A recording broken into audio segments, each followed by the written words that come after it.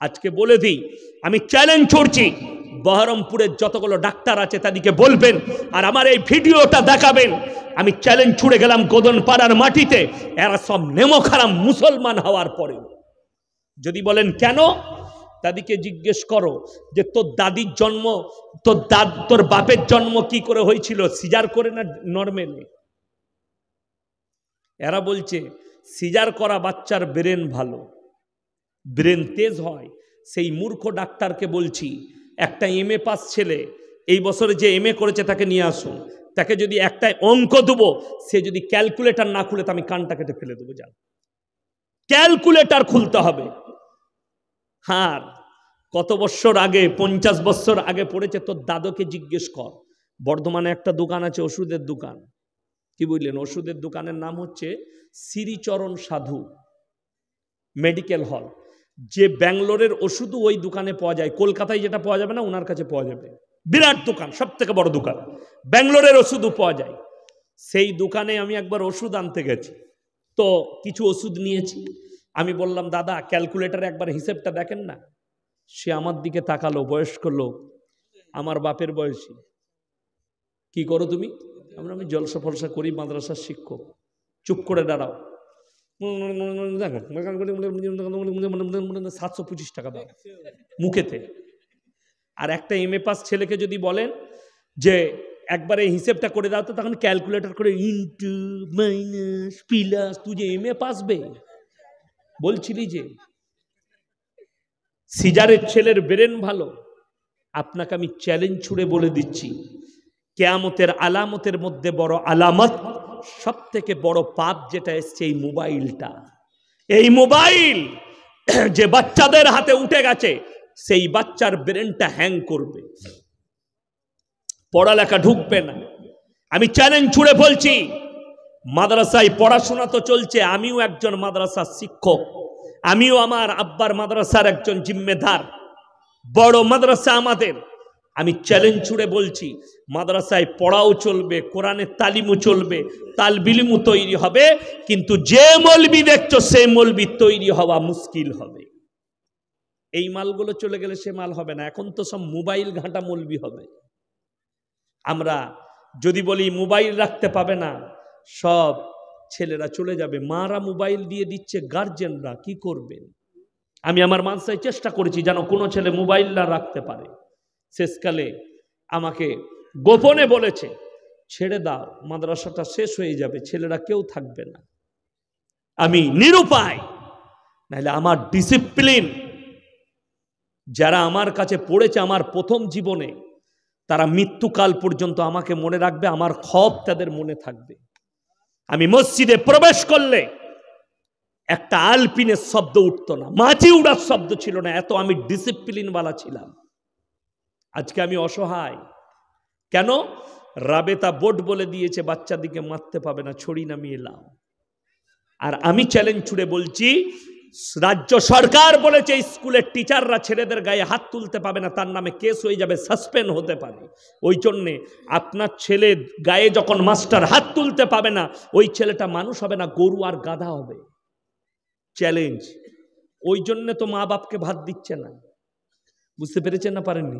ওই জন্য তো মা বাপের আশ্রয় হচ্ছে বৃদ্ধ বৃদ্ধাশ্রমে।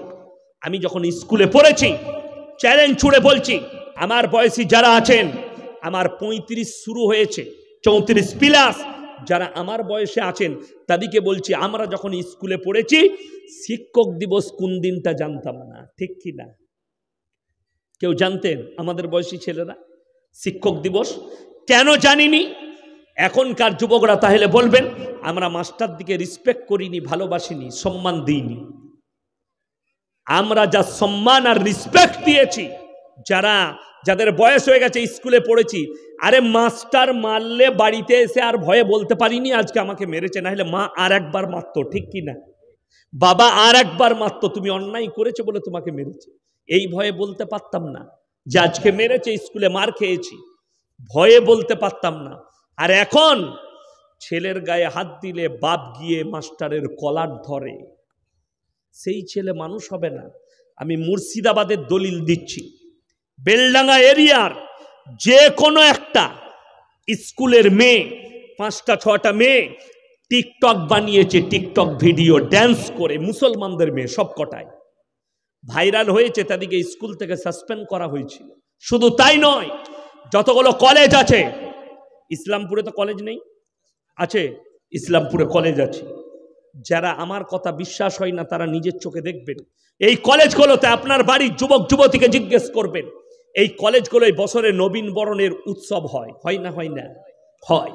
সেই নবীন বরণের উৎসবে আপনার ঘরের মেয়ে, আমার ঘরের মেয়ে, আমাদের যুবকরা এরা নবীন বরণের দিনে আর্টিস্টকে নিয়ে এসে বুকে বুক লাগিয়ে, কোমরে কোমর লাগিয়ে, মেয়েদের গায়ে হাত লাগিয়ে এরা এক জায়গায় হয়ে ড্যান্স করে।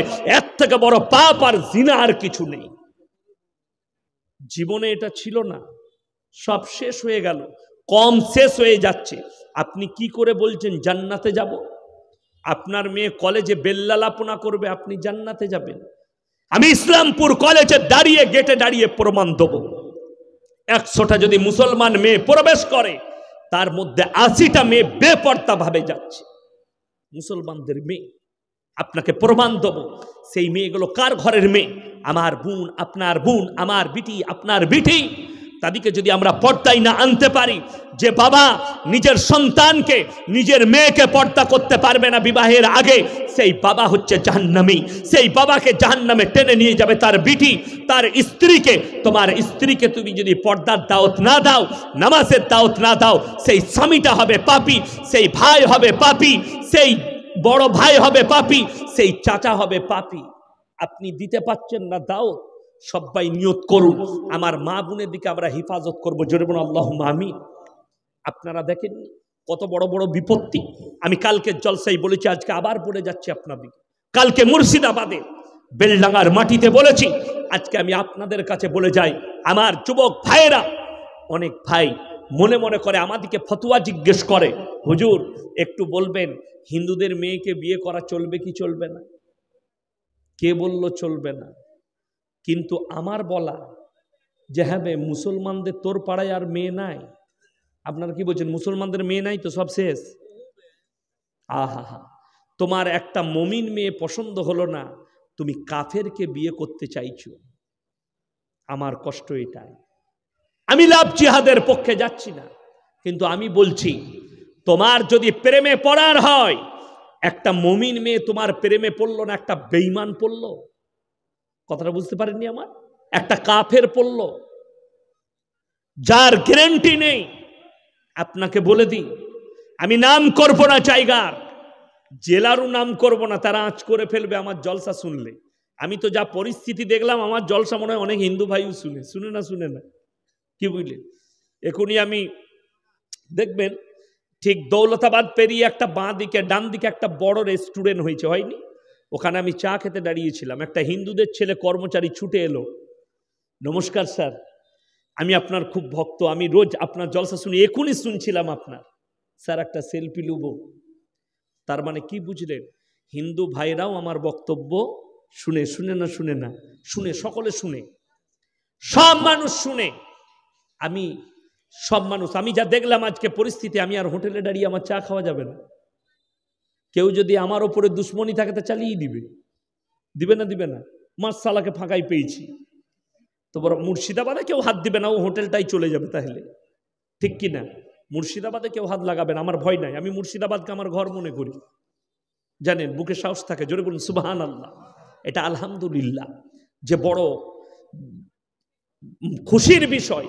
আমার বলার উদ্দেশ্য যে দেখো, একটা হিন্দুদের মেয়ে, আমি বলি কোন জেলায় বলবো না, একটা মুসলমানদের মেয়ে একটা হিন্দুদের ছেলেকে বিয়ে করেছে। কি করেছে? হিন্দুদের ছেলেকে বিয়ে করেছে। তাদের বাচ্চা হলো, রিলেশনশিপ হলো, সব হলো। তার ধর্মকে মেনে নিয়েছে, ওরটাকে মেনে নিয়ে চললো। কিছুদিন পরে এই মুসলমানদের মেয়েটা আর একটা মুসলমানের ছেলের সঙ্গে পালিয়ে গেছে। কত দুঃখের বিষয়। আমি কোনো দিক দিচ্ছি না। আমার কাছে একটা ফোন এসেছিল, শুনেলেন, মুসলমান নারীদিকে সাবধান করছি, অনেক প্রমাণ আছে আমার কাছে। এক্ষুনি একটু আগে আমি কামরায় ছিলাম, ফোন এসছে, একজন ব্যক্তি, হুজুর একটা মুসলমানদের মেয়ে স্বামী মারা গেছে, সে একটা হিন্দুদের ছেলেকে প্রতিশ্রুতি দিয়েছে, তুমি ইসলাম কবুল করো, আমি তোমাকে বিয়ে করব। সেই ছেলেটাও নিয়ত করেছে যে আমি মুসলিম হব। এই বলে আজ থেকে 2 বছর থেকে মেয়েটার সংসার এই হিন্দুদের ছেলেটাই চালাচ্ছে, হিন্দু ভাইটা চালাচ্ছে। আমাকে বিয়ে করবে, মেয়েটাকে পছন্দ, আমি ইসলাম কবুল করব, এই বলে তার কাছ থেকে খেয়েই যাচ্ছে, সংসার চালিয়েই যাচ্ছে। এখন যখন ছেলেটা বলছে আমি রেডি, ইসলাম কবুল করি, অ্যাফিডেভিট করে তোমাকে বিয়ে করব, মেয়েটা বলছে আমার বিয়ে করা যাবে না।